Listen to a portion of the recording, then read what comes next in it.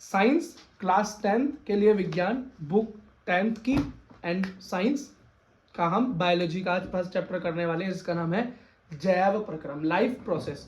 भाई ये जैव प्रक्रम होता क्या है, लाइफ प्रोसेस होता क्या है, इसको थोड़ा ध्यान से सुनो और समझो।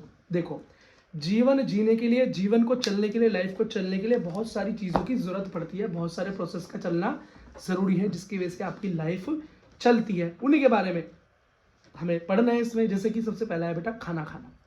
जब खाना खाओगे तभी तो शक्ति आएगी, जब तुम फूड लोगे तो पावर आएगी, एनर्जी आएगी, तभी तो आप जिंदा रह सकते हो।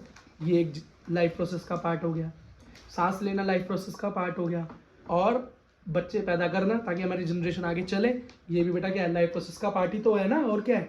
ठीक है बेटा, समझ में आ गया।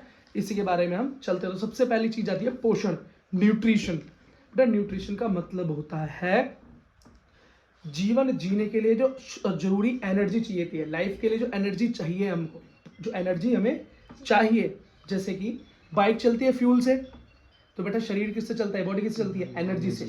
और वो एनर्जी हमें कहाँ से मिलती है, हम खाना खाते हैं उससे एनर्जी मिलती है। अब वो खाना हम किससे खाते हैं, जो खाना बना सकते हैं, जो खाना बना सकते हैं और एक खाना पका सकते हैं। तो पकाने वाले को बनाने वाला मत समझ लेना। Cooking of food and making of food में डिफरेंस है। क्यों?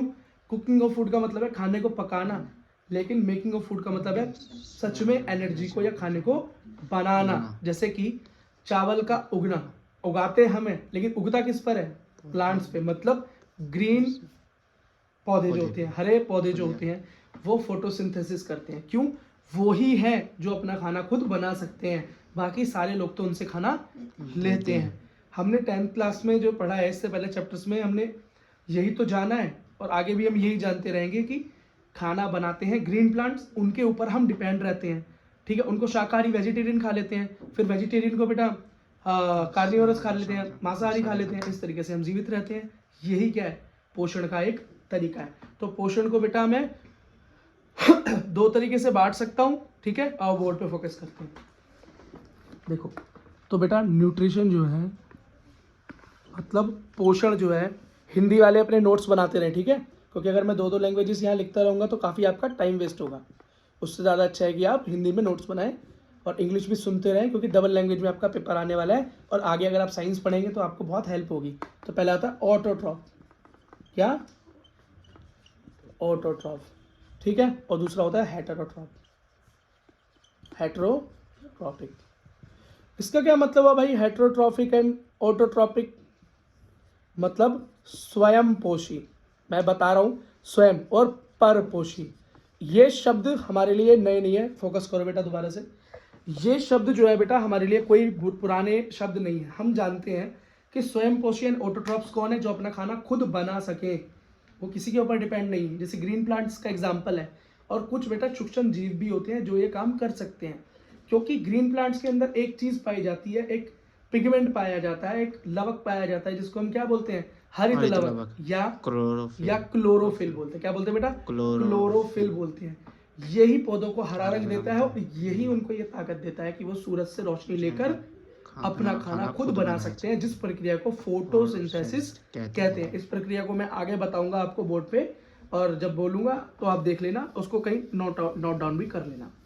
और उसी फोटोसिंथेसिस से बनी हुई एनर्जी को, उसी सिंथेसिस से बने हुए ग्लूकोज को हम ले लेते हैं, और जो डिपेंड होते हैं दूसरों पे वो होते हैं हेटेरोट्रॉफ। जैसे कि हम ग्रीन प्लांट्स को छोड़ के जो फोटोसिंथेसिस नहीं कर सकते, उनसे अलावा कौन है सब बेटा, जो डिपेंड है दूसरों के ऊपर खाने के लिए। क्या है? दूसरों के ऊपर खाने के लिए। ठीक है, अच्छा अब एक चीज और देखो, आओ बेटा इधर फोकस करो।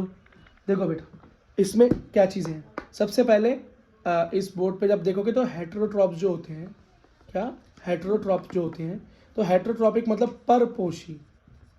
परपोषी जो दूसरों पर डिपेंड होते हैं, वो किस तरह के होते हैं भाई? पहले होते हैं सैप्रोफाइट। क्या? सैप्रोफाइट। सैप्रोफाइट का क्या मतलब है भाई? बेटा सैप्रोफाइट का मतलब होता है जो कि डेड एंड डिके, मतलब मृत जीवों को खाते हैं। क्या? मृत जीवों को खाते हैं, सड़े गले चीजों को खाकर अपना गुजारा करते हैं। ठीक है, उसका एग्जाम्पल है यीस्ट। क्या? यीस्ट या फंगी, या कई लोग बेटा फंजाई बोलते हैं, कोई फर्क नहीं पड़ता। दूसरे होते हैं बेटा पैरासाइट। क्या? हिंदी में परजीवी। क्या? परजीवी। परजीवी मतलब जो दूसरों के ऊपर जिंदा रहे, या तो मरे हुए के ऊपर जिंदा है, ये क्या है, लिविंग के ऊपर जिंदा रहते हैं। लिविंग कोई जीव है, कोई सजीव है, लिविंग एनिमल है, लिविंग हमारा कोई ऑर्गेनिज्म है, उसके ऊपर ये डिपेंड रहे तो वो पैरासाइट है। जैसे कि हमारे सर में जूं, क्या लाइस, हमारे ऊपर जूं क्या है, हमारा खून चूस के तो जिंदा रहती है। अगला देखो, और तीसरा होता है बेटा होलोजोइक। क्या? होलोजोइक कह लो या ये कह लो कि हमारी तरह, मतलब जो कि भोजन खाते हैं, ना मरे को खाते हैं और ना ही जिंदा के ऊपर उसका खून चूसते हैं। हम क्या होते हैं? फूड लेते हैं। हम क्या लेते हैं बेटा? फूड लेते हैं। ठीक है। एक चीज और देख लो जरा। क्या? एक चीज और देख लो बेटा, फोटोसिंथेसिस की वो देख लो इक्वेशन। फोटोसिंथेसिस की इक्वेशन देख लो। ठीक, हमको पता है फोटोसिंथेसिस के एंड में बनता है ग्लूकोज। फोटोसिंथेसिस के एंड में क्या बनता है बेटा? ग्लूकोज। किस किस की मदद से होता है फोटोसिंथेसिस? भाई कार्बन डाइऑक्साइड लेता है पौधा, क्या लेता है? कार्बन डाइऑक्साइड लेता है। और जड़ों से पानी लेता है, वाटर फ्रॉम रूट्स। और दूसरी चीज बेटा वो क्या लेता है उसके अलावा बेटा क्लोरोफिल, जो उसके अंदर पहले से ही मौजूद होता है। क्लोरोफिल क्या करता है? सनलाइट को कैप्चर करता है और क्या करता है बेटा? इनको आपस में रिएक्ट करवाता है, जिससे क्या बनता है? C6H12O6, जो कि ग्लूकोज कहलाता है। यही तो ग्लूकोज है, हिंदी में भी ग्लूकोज कहते हैं, यही तो शक्ति है। और बेटा निकलती है ऑक्सीजन। क्या निकलती है? जिसको हम ले लेते हैं। कार्बन डाइऑक्साइड हम छोड़ते हैं, पौधे ले लेते हैं, फिर पौधे हमें बदले में ऑक्सीजन दे देते हैं, और साथ में निकलता है H2O वाटर। क्या निकलता है? H2O water. ठीक है बेटा, आ जाओ। तो बेटा मैं यही समझाना चाह रहा था कि फोटोसिंथेसिस में क्या होता है। और याद रखना कि फोटोसिंथेसिस के अंदर लास्ट में होता क्या है? लास्ट में ये होता है कि पौधे उस ग्लूकोज को स्टार्च की फॉर्म में, किस फॉर्म में? स्टार्च की फॉर्म में स्टोर कर लेते हैं। क्या? स्टोर कर लेते हैं। तो फोटोसिंथेसिस आपको समझ में आया। उसकी इक्वेशन भी हमने देख ली कि क्या चीजें जुड़ती हैं और क्या हमें एंड में मिल जाता है। ठीक है बेटा। अब एक ऐसा एग्जांपल देखते हैं हम, क्या देखते हैं? एक अमीबा है, अमीबा नाम का एग्जांपल देखते हैं। वो क्या है बेटा? अमीबा एक सिंगल सेलुलर ऑर्गेनिज्म है, मतलब वो एक ही कोशिका से बना हुआ है। वो अपना खाना किस तरीके से खाता है? उसके पास ना तो मुंह है, ना अंदर का डाइजेस्टिव सिस्टम है। उसके अंदर तो बेटा कोई छोटी आंत बड़ी आंत नहीं है, कोई लार्ज इंटेस्टाइन नहीं है, कोई मुंह नहीं है, दांत नहीं है। तो वो खाना कैसे खाता है? क्योंकि अमीबा के बारे में हम 8वीं क्लास से पढ़ते हुए आ रहे हैं। अमीबा क्या होता है? एक ऐसा सूक्ष्म जीव, ऐसा सिंगल सेलुलर ऑर्गेनिज्म जिसको बेटा हम सूक्ष्मदर्शी की मदद से या माइक्रोस्कोप की हेल्प से ही देख सकते हैं, नहीं तो उसको देखना मुश्किल है, उसे देखना मुश्किल है। ठीक है। तो मैं अमीबा का चित्र बनाकर आपको जरा दिखा देता हूँ, या ऐसे बना हुआ चित्र भी है हमारे पास। ये देखो,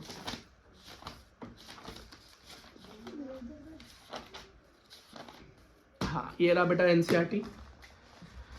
ये देखो अमीबा के सामने फूड रखा हुआ है। ये क्या है? फूड रखा हुआ है। फूड रखा हुआ है तो क्या करता है बेटा? अपने पैर बनाता है। देखो अपने इस स्ट्रक्चर से पैर बनाता है। क्या बनाता है? पैर बनाता है बेटा। इसको हिंदी में कहते हैं कूटपाद। क्या कहते हैं? कूटपाद। लेकिन इसे इंग्लिश में कहते हैं सीडोपोडिया। क्या कहते हैं? सीडोपोडिया। सीडो मतलब झूठा, पोडिया मतलब पैर। अगली बार वो पैर से क्या करता है? उस खाने को कैप्चर कर लेता है और उसे अंदर ले जाता है, जहाँ की उसके अंदर वो डाइजेस्ट हो जाता है। तो ये बेटा इंपॉर्टेंट है। ये जो फिगर अभी मैंने आपको अमीबा की बताई है, क्या है? एक इम्पॉर्टेंट फिगर है। हो सकता है आपको एग्जाम में बनाने के लिए आ जाए, या हो सकता है इसकी नेमिंग करने के लिए आ जाए, है ना? तो आप आराम से नेमिंग कर सकते हो और बहुत आसान है इसको याद करना। ठीक है। अच्छा बेटा, अब जरा इसको बनाकर दिखाऊं। आओ बेटा बनाकर दिखा देते हैं। बहुत ईजी है बनाना बेटा इसे। देखो, जैसे कि कुछ नहीं करना है, एक नॉर्मल स्ट्रक्चर इस तरीके से बना देना, बीच में nucleus dot dot dot dot dot. ये बन गया आपका अमीबा। क्या बन गया आपका? अमीबा बन गया। ठीक, सामने खबर है, खाना पड़ा हुआ है, फूड पड़ा हुआ है। क्या है? फूड पड़ा है। ये क्या करेगा? अपने 2 पैर बनाएगा नकली और उस खाने को कैप्चर करने की कोशिश करेगा।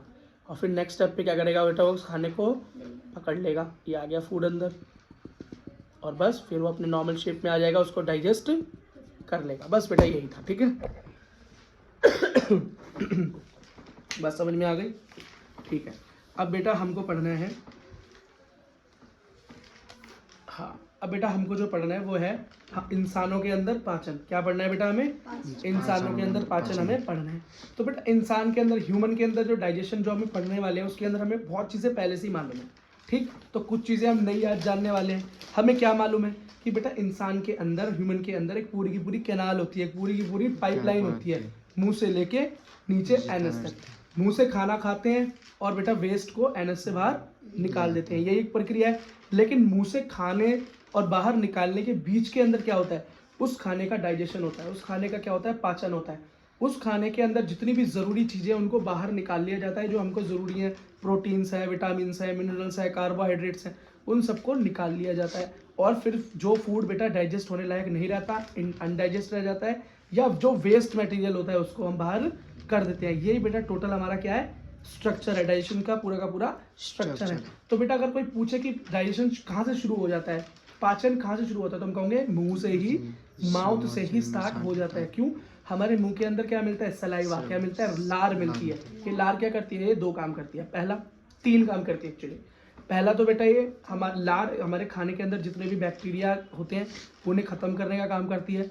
दूसरा, खाने को लुबलुबा और गीला बना देते हैं, लुब्रिकेट करती है, इसको सटकने में आसानी हो जाती है। तीसरा, वहीं पर बेटा ये शुगर का पाचन स्टार्ट कर दिया, digestion of sugar start from mouth. Carbohydrate हमारे मुंह से ही पचना स्टार्ट हो जाता है। इसलिए आपने देखा होगा रोटी खाते हो मीठी मीठी लगती है कई बार, ठीक है। यही बेटा इसका क्या है? काम। यही इसका काम है, यही इसका बेटा तरीका है, ठीक है। अब हमारे पास कुछ ग्रंथियां हैं, कुछ ग्लैंड्स हैं जो पाचन में हमारी मदद करती हैं। तो वो 3 ग्लैंड, सबसे पहले मुंह के अंदर स्लाइवा की ग्रंथि, ठीक है, स्लाइवरी ग्लैंड, लार ग्रंथि।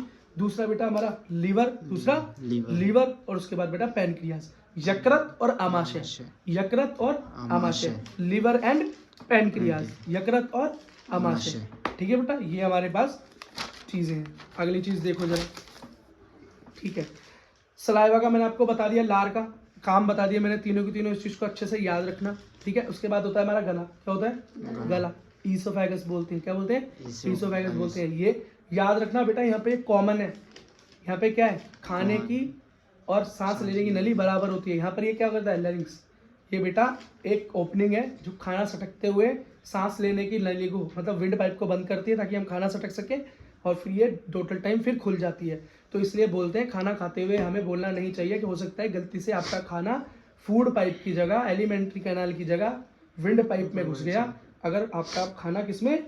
सांस लेने की नली में घुस गया तो क्या होता है? बहुत तेज धसका होता है। क्या होता है? बहुत तेज धसका होता है, चोक हो जाता है ना। देखा है ना, बहुत ज्यादा चोक हो जाता है। बहुत लोगों को होता है बेटा, जो खाना खाते हुए एकदम से कुछ बोलते हैं या खाना खाते हुए हंस देते हैं, है ना, कई बार लोगों को हो जाता है। तो ये थोड़ा सा क्या है बेटा?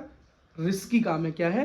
रिस्की काम है, ऐसा नहीं करना चाहिए। उसके बाद आता है बेटा हमारा पेट। क्या बोलते हैं? पेट या जठर या स्टमक। क्या बोलते हैं? स्टमक। बेटा स्टमक के अंदर क्या होता है? स्टमक के अंदर होता है गैस्ट्रिक जूस, जठर रस, या अम्ल होता है, HCl, एसिड होता है। क्या काम करता है बेटा ये HCl? ये HCl हमारे खाने के अंदर जो बैक्टीरिया ऊपर नहीं मर पाए, अंदर आ गए, उन्हें नीचे मार देता है। खाने को बेटा और छोटे छोटे टुकड़ों में बांट देता है। और एक और चीज करता है बेटा, यहाँ पर हमारा प्रोटीन का डाइजेशन स्टार्ट हो जाता है, ठीक है। अब थोड़ा स्ट्रक्चर पे ध्यान दो, आओ। ये देखो NCERT में एक स्ट्रक्चर दिया हुआ है ह्यूमन बॉडी का। देखो बेटा, जिसके पास बुक है वो अपनी बुकों में देखें। ये देखो, तुम बेटा इधर देखो, इधर आके देखो। अब यहाँ पे माउथ से खाना अंदर गया, ठीक है। ये ग्रास नली मतलब फूड पाइप, अंदर पहुँच के हम कहाँ पहुँचे? अमाशय। अमाशय मतलब यहाँ पर क्या दिखाई दे रहा है? हमारा पेट दिखाई दे रहा है। यही हमारा स्टमक है, ठीक है। आपके पास इंग्लिश की बुक है तो इंग्लिश की बुक से देखें। यहाँ पर हमारा कौन सी ग्रंथि दिखाई दे रही है आपको? लीवर नजर आ रहा है। क्या? लीवर नजर आ रहा है। नीचे अग्नाशय, पैनक्रियाज नजर आ रहा है। क्या? पैनक्रियास नजर आ रहा है, ठीक है। यहाँ पे अंदर क्या है बेटा? अंदर की तरफ जो है ये छोटी आंत है, जो अंदर दिखाई दे रहा है ना बहुत सारा स्ट्रक्चर, और जो बाहर मोटा स्ट्रक्चर दिखाई दे रहा है आउटलाइन, ये बड़ी आंत है। नीचे बेटा गुदाद्वार या एनस कहलाता है, वो चीज़ है। बात समझ में आई? इस स्ट्रक्चर को बेटा ध्यान में रखेंगे। ये स्ट्रक्चर बनाने को कभी भी नहीं आता, लेकिन नेमिंग करने को बहुत बार आ चुका है कि आप इसमें नाम डालिए, नाम कौन कौन सा होता है। तो बेटा कुछ इंपॉर्टेंट चीजें हमको बिल्कुल याद रखनी है जो मैं आपको अभी बताने वाला हूँ। आओ बेटा बोर्ड पे फोकस करो, आओ इधर आ जाओ। देखो बेटा, हमारे जठर के अंदर से, मतलब हमारे गैस्ट्रिक जूस में से है, क्या गैस्ट्रिक जूस के अंदर से एक बेटा इस तरीके का हार्मोन निकलता है जिसका नाम है पेप्सिन। क्या नाम है? हिंदी में ही बेटा पेप्सिन ही बोला जाता है। इसका मेन काम है कि ये क्या करता है बेटा? पेप्सिन प्रोटीन का डाइजेशन करता है। मैंने बोला ना प्रोटीन डाइजेस्ट होता है, कौन कराता है? पेप्सिन करवाता है। आपसे हो सकता है ये सवाल भी पूछ लिया जाए कि प्रोटीन को पचाने का काम कौन करता है, तो आप बोलोगे पेप्सिन करता है। और एक बात याद रखना, पेप्सिन को प्रोटीन पचाने के लिए अम्लीय मतलब एसिडिक एनवायरनमेंट की जरूरत पड़ती है, मतलब अम्लीय एनवायरनमेंट। और वो कौन दे देता है? पेट में मौजूद HCl, जठर रस। पेट में क्या है? HCl, अम्ल। ठीक है, क्यों है वो मैंने आपको बता दिया। हमारा जो स्टमक होता है, हमारा जो पेट होता है बेटा, उसके बारे में एक चीज़ याद रखना, वो भी तो जल सकता है। अगर पेट के अंदर HCl भरा हुआ है तो वो क्यों नहीं जलता? क्योंकि बेटा उसके चारों तरफ, उसके दोनों तरफ म्यूकस, क्या म्यूकस की लेयर है। ये म्यूकस क्या होता है? तो बेटा जब ज़्यादा सर्दी हो जाती है, तुम्हारी नाक से जो निकलता है ना, जिसके तुम गुब्बारे फुलाते रहते हो सर्दियों में, वही होता है। तो वो क्या करता है? हमारे पेट को जलने से रोक लेता है। ठीक है, और जब बेटा कई बार क्या होता है, हम बहुत ज़्यादा खाना खा लेते हैं तो बहुत ज़्यादा HCl बन जाता है, फिर हम उसको पचा नहीं पाते, तो HCl बढ़ के हमारी ऊपर आंतों तक यहाँ पहुँच जाता है, गले तक। तो हमारा गला जलने लगता है, पेट जलने लगता है, जलन महसूस होती है। तो हम क्या लेते हैं? इनो, मतलब एंटासिड। क्या लेते हैं? और एंटासिड क्या होते हैं? बेस। क्या होते हैं? बेस। जब हम बेस डालते हैं HCl में तो वो क्या करेगा बेटा? बेस न्यूट्रलाइजेशन कर देगा। क्या बनाएगा? Salt plus water. इसे क्या बोलेंगे? उदासीनीकरण अभिक्रिया। अभी पढ़े ही हमने केमिस्ट्री के अंदर, बस थोड़ा रिवीजन करने का मौका मिला तो करवा दी। ठीक है बेटा, बात समझ में आ गई? ठीक है, अब इस पेट के अंदर जो पचा वो तो पच गया, जो पचा वो तो पच गया। इस पेट के अंदर बेटा जो पचना था वो तो पच गया। ठीक है बेटा, सिर्फ बोर्ड पे फोकस करना है आपको, इधर उधर नहीं, है ना, इधर उधर कुछ नहीं।